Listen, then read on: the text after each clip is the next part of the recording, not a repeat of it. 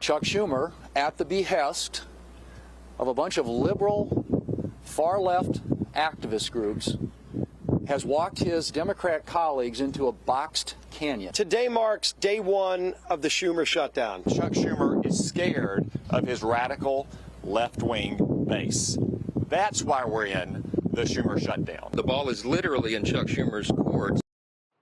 Congressional Republicans making it crystal clear where they think the shutdown blame lies. And Minority Leader Chuck Schumer for Dems on a media blitz today, trying to make political hay. We're going to be out there fighting, John. So Democrats are going to be all over the TV wires, all over the districts, protesting, all over the social media. TV wires. Okay. A new opinion piece says one can certainly appreciate Schumer being tempted by a shutdown. It allows him to show a little fight. And it was perceived weakness on his part back in March when Schumer joined Republicans to fund the government. Many Democrats went on the attack.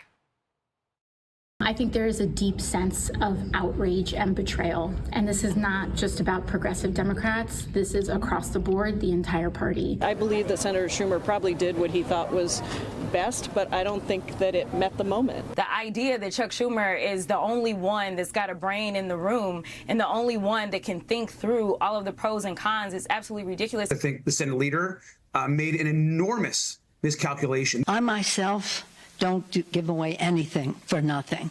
And I think that's what happened the other day. I was worried that she was going to have a word. We'd have to bleep there. Anyway, a headlines calls Schumer's switch up a bad shutdown bet, a big leadership test, and a big gamble. Another says Democrats are embracing it despite political perils. And focus now, Tiffany Smiley, former Senate candidate and Endeavor PAC founder, and Yemisi Egbewole, former Biden press office chief of staff. Look, I call him stuck Schumer. I mean, he is stuck between a rock and a hard place right now. Is he bending to the far left in your party? What's happening? I think in March, had he capitulated to a shutdown, he would have been bending. I thought the examples of the members who were upset with him were very interesting because they do represent that progressive far left base. But I think Nancy Pelosi hit it on the head when she talked about it in March. She said you gave away a lot for nothing. And so what he showed in March was a lack of strategy. And what we've seen from Jeffries and Schumer is a lot of criticism since then. And so now he really has to operate from a place of strength and not hope. We can't hope that we'll come to some negotiating table after we restore the government from a shutdown. He's got to show strength here. I had on Senator Marsha Blackburn of Tennessee earlier this hour, and we were talking about the number that sticks in everybody's brain right now. It's a sweetener. It is $1.5 trillion in spending for 7-week CR. That's what Democrats want. It's like a bribe. It's absolutely a bribe. And what I see coming out of these negotiations is it's really showing the Republicans are fighting for veterans. They're fighting for law enforcement and families, while Democrats are willing to use the pain of the American people to push through their radical far left policies. And the American people are smart. They want their $1 trillion radical wish list, which is for funding health care for illegals. Not only that, but also sort of undoing the historic tax breaks that President Trump got through. So I think there's a lot to be questioned. I don't think Schumer's operating from a place of strength. We know that Chuck Schumer is coordinating with the far left side of his base and being pressured to his face to shut down the government. That is a fact. Yeah. Quick last thought, we'll move on. He's working to save health care for middle-class Americans, these subsidies. You two do not agree on that. Because we know how much it costs to have illegals in the system and to pay for their health care. Is there a way to negotiate some of this, though, outside of getting the government to open back up and just letting it stay open and through November? Like, can they get... If they're realistic, if they want to be realistic and fight for the American people, I think... There are moderate Republicans that want to extend the subsidies at least for another year. I mean, I think it costs more to take away access. 7 to 10 days just to patch up where they are right now.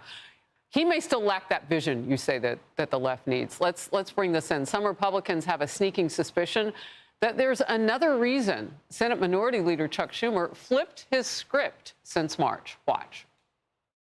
There is one reason, and one reason alone, that Chuck Schumer is leading the Democrats off this cliff. He is trying to get political cover from the far left corner of his base. He's afraid of a challenge for his Senate seat by AOC. He's worried he's going to get a primary challenge from AOC. He is afraid of AOC over a clean CR.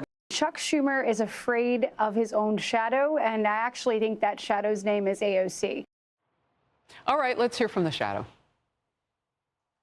This is so not about me in this moment. If those senators think that we're having a shutdown because of me, they're free to enter my office and negotiate, because what we're not going to do is allow all of millions of people in this country to not be able to afford their insulin and their chemotherapy. So come strike a deal with me if that's what they really think is going on. Look, I actually don't really like the word shadow for her. First of all, I think it's kind of a silly reference in that sense, but it's a word that's been used. I don't think she's Chuck Schumer's shadow. I think she's standing in front of him. What do you think? I think Senate Minority Leader Chuck Schumer has been operating in neutral when he was paired with Senate Majority Leader Mitch McConnell. Now that we've got John Thune, we're seeing really strong leadership from the Republican side, and I don't think that Schumer has met the moment. And so it makes sense that people are turning to AOC a little bit here. Can she beat him in New York if she decides I think to? she absolutely probably could, and that's a good thing. Hey, look, I think the Democrats need to look at the most recent Quinnipiac poll that showed 3 out of 10 voters actually do not have a favorable view of the Democrat Party, and they're playing right into that polling. Can I ask you a question, Yemisi, about where we are? You know, Mamdani wants to run for, and he's a Democrat socialist. I call him a communist because he wants to free everything, and that just won't work. But if he's in office as mayor of the city and AOC then tries to run for a district that Schumer has now, are we seeing a capitulation in some ways to the far left? I mean, that's what I would call him. He's so far left, he's a communist. But could we see New York start to change? I think that New York is a great example for deep blue cities and areas coming from the South. I think Southern Democrats hold their own values and push up their own candidates. Wow. Democrats are in a free fall right now, and they are willing to take the pain of the American people to push through their far left radical ideals, and we're seeing it on full display. So they need to be realistic. President Trump has applauded Senator Fetterman in Pennsylvania for his vote. That's right. And we need more Democrats to jump on board if they want to have a shot to win in the future. Right. You had those 2 Democrat votes, Fetterman and Cortez Matos, and also an independent and Angus King. So we'll see if we get more Dems. Yep. It'll be interesting. All right. Thank you very much. Hey, everyone. I'm Emily Campagno. Catch me and my co-hosts Harris Faulkner and Kaylee McEnany on Outnumbered every weekday at 12 p.m. Eastern, or set your DVR. Also, don't forget to subscribe to the Fox News YouTube page for daily highlights.